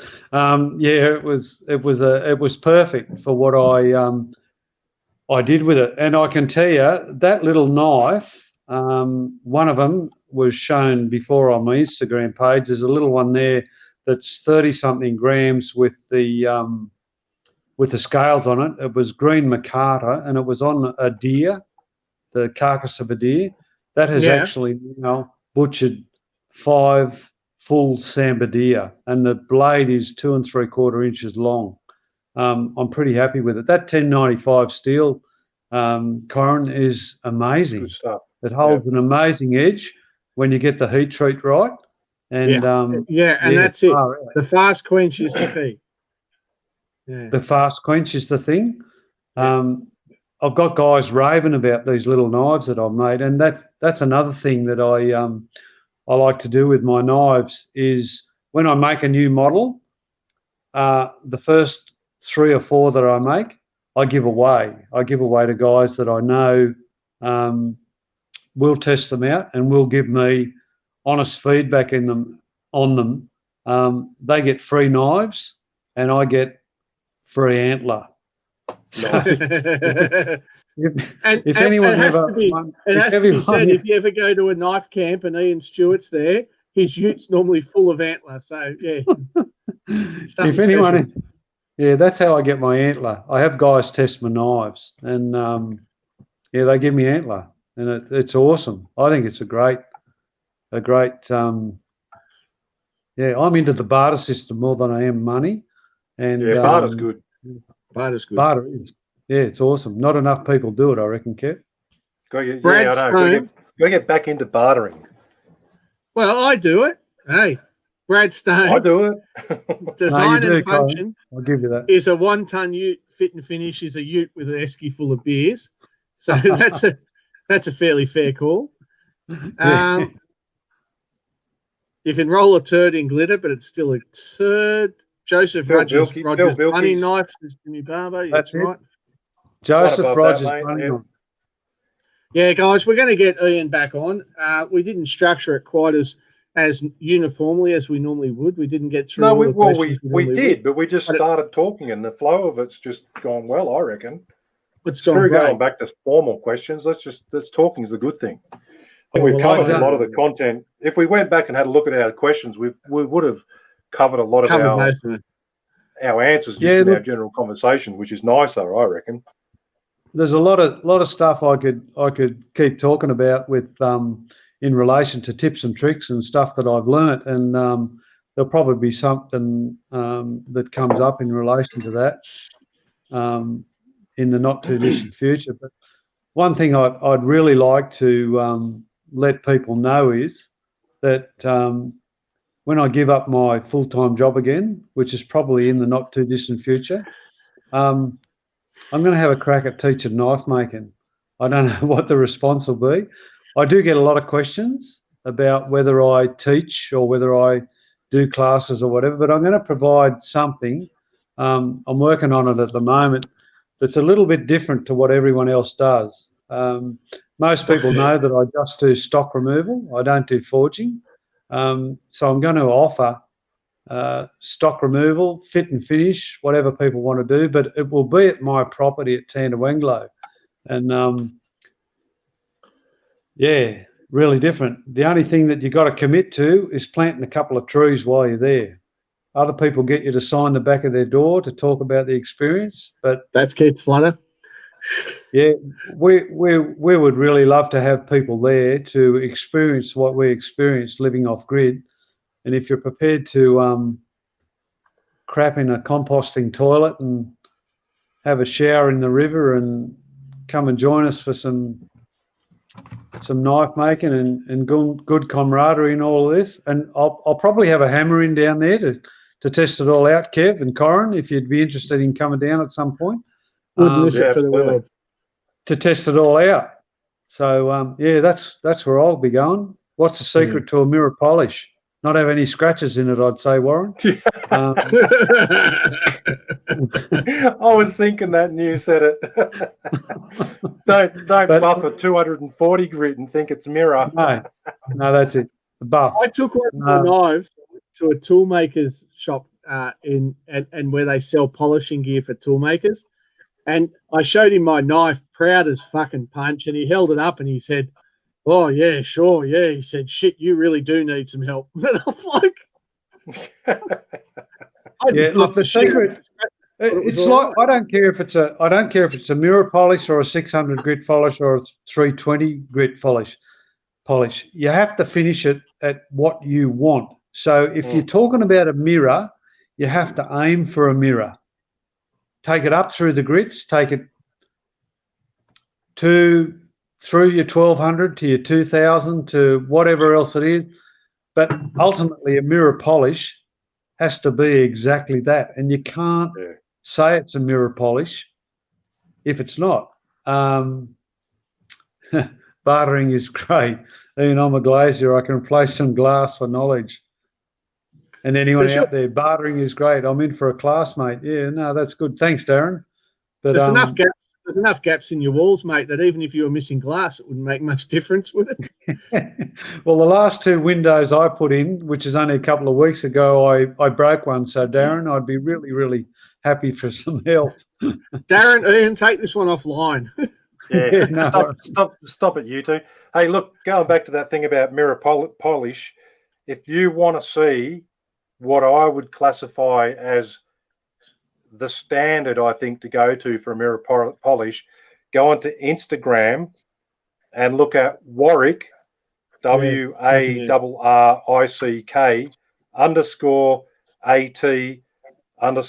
Riflebird Knives. So Warwick at Riflebird Knives. Yeah. Go and check out. He always puts up his mirror polish knives next to a map or something with reference. And man, Warwick, I don't know if you listen to the podcast. I hope you do. Shout out to you, Warwick. You are what I would classify as like a benchmark for a mirror polish knife. Get on board. And absolutely. I agree 100%. His knives are awesome. Yeah. Warwick, big shout out there, mate. And to be honest, Kev, we need to get Warwick on because he's a great guy too. Well, I thought that too. Yeah, there you go. Yeah. Segue. We'll have Warwick on at some point. Yeah, segue. Warwick, if you want to get in touch with me in case I forget, we're going to get you on. We're going to get you. If you're listening, if you're listening, that's your job. Organise the guest. We want Warwick. Warwick Edmonds is his name, isn't it? Yeah, Warwick Edmonds. Warwick that's right. Edmonds. Yeah. He's a good bloke, actually. He's another one of the guys you meet at the knife shows. Very quiet fella, but geez, his knives are good. Oh, beautiful, mate. Rifle So bird he's from knives. South Australia. He's South Australia fella as well. And up he's in the a bit of a magician for finding amazing wood. Oh yeah. Yeah. So Warwick anyway, at Rifle Bird Knives. what a great shout out that was. Mm. Yeah. So the next thing will be, Ian, we've got to get you up here for a barrel knife thing. We've got to go down there for a hammer in. While I was thinking about that, I'm going in October. I won't be recording one day or something because I'm going down to spend some time with another knife maker, which will be Mal and Lee Hannon down in Deniliquin. Yep. So got a invite to go down there and fix his hardness tester. So I'm all in. Are they New South Wales? Yeah, but they're right on the border. Yeah, down yeah, here. right. I was going to say. They're so close to the border. Their number starts in 03. Yeah. Yeah, but right. they're still in New South Wales. But yeah, he's got a good little setup out there, and I've been working on his. We shipped him a hardness tester, which was ex demo, and it got damaged in transit. So I've been working with him on how to rebuild it, and we're getting some parts and stuff sorted out so we can get that sorted out for him. But I mean, that's obviously the thing with Gameco. Everything doesn't always go to plan, but when you're dealing with a company like ours, the whole plan is for us to have all the support we can to make sure that anything doesn't go to plan, we can fix it. I mean, you can import anything you like from anywhere in the world, but when shit hits the fan, you're on your own, and that's where we're not. You know, we're there to help. Yeah. So, and speaking of Mal, Mal goes under Otis Knives on Instagram. Otis Knives, that's correct. Otis Knives. Yeah. OTIS Knives. Check him out. They work a sheep property down there, and you'll see that. I just had a blank on his wife's name. How rude of me. Lee. You'll see that they run a sheep farm, and that Lee ends up with quite a few pet lambs. I'm going to take this thing for a spin while I'm down there. That's be awesome. Absolutely. I want to see you driving that. I don't know if Al wants to see you driving that. No, I don't think that's going to happen, actually. I don't think that's part of the bargain. I've got to fix his hardness tester and probably camp down the back somewhere. But anyway, that'll be all right. I've got to come and camp down and camp at Ian's place at some point. We'll get Mal on here. We'll get Mal on here one night, but just as you're scrolling through, I think Mal is has one of the most diverse style ranges of knives of any current maker that I've seen, I think. And he's so he's just a fucking top bloke. And Lee, I mean, you never see Mal without Lee. And Lee is just salt of the earth, mate. She's probably the worst sheep farmer you can imagine. But yeah, so she's got a dozen pet lambs. No, she's got over 200 pet lambs.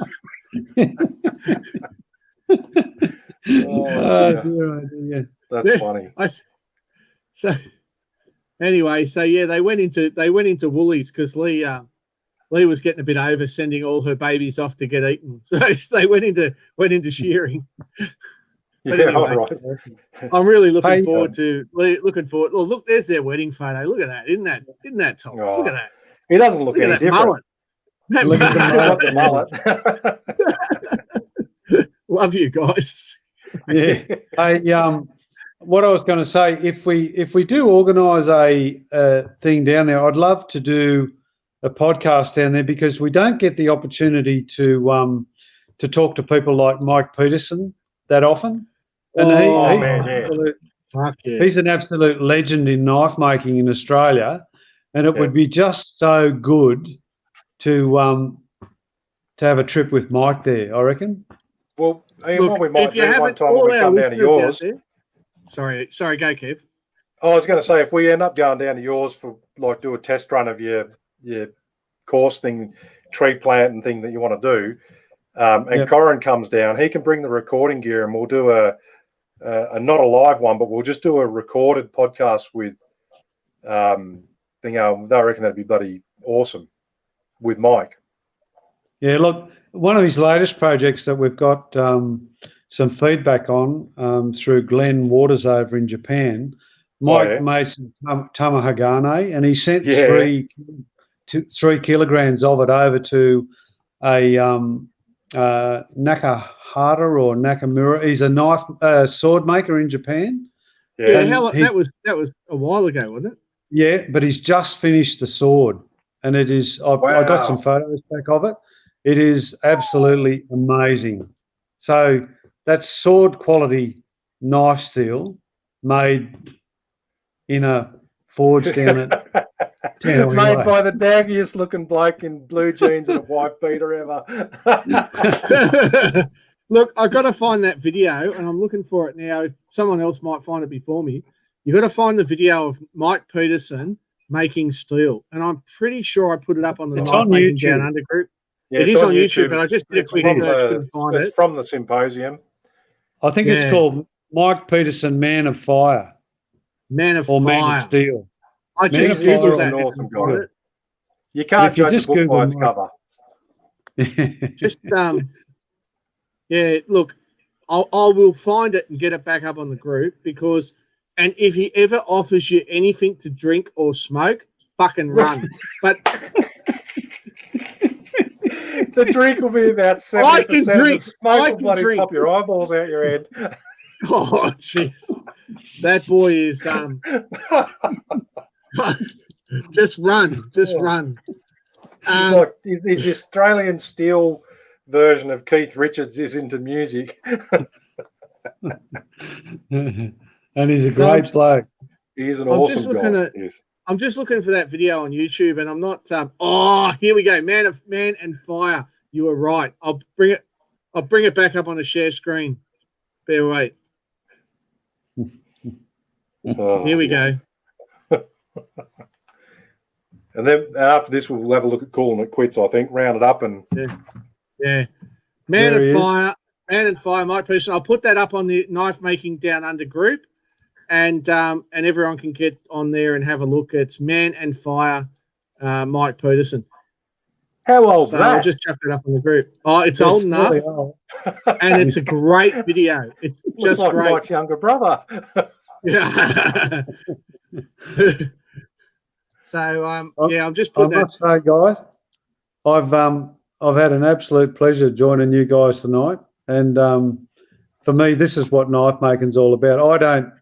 I don't subscribe to this every week, but I've had an absolute ball, and I'd love to talk about some of the other things again. Like we didn't cover half the things that you sent to me, Corin, but yeah, no, mate, we'll get you on for part 2. Yeah, no worries. That'd be good. So, yeah, the key thing is, I mean, that we'll get you back on as Kev said, and we're really glad you don't subscribe because that means you don't realise just how bad things it is. We're saying you're doing wonders for our statistics, mate. No, I did come on one night when you were talking about steel, and it was absolutely fascinating. The information was just in the early days that was. That's actually one of our best. That's still our best episode. But the problem is I can't do it every time. So we're going to revisit that at some stage too. Yeah, no, it's all good. But if you ever need any help, or if anyone else out there needs any help, one more comment from Jamie, who a woman came, a female came within a foot of him last month, as per the description thing earlier. But anyway, we won't talk about that. If you can get a whiff, if you get a whiff of the fumes from Mike, you'll be able to smell colours. And I think that sums Mike up really well. I love him, but don't fucking go near him if he offers you something to drink. Sorry, Mike. I'm not sorry. I'm not sorry. All good. All right. Corin, when we record a podcast, I think the viewers will understand because I'm sure we won't get away without having a drink with him. No, you won't. Oh no. Danger. No, it's happened to me twice. And after the first time, I swore it would never happen again. But then I did it again. Yeah, a lot of people do that, Corin.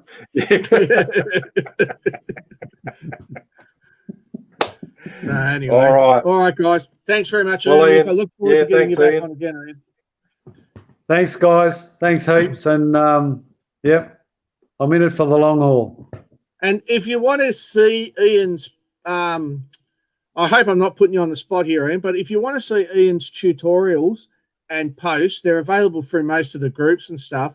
But we've just done a little deal where Ian's volunteered to donate some of his archive of posts to the guild to use, so that we'll be putting up some tutorials on the guild page. Is that?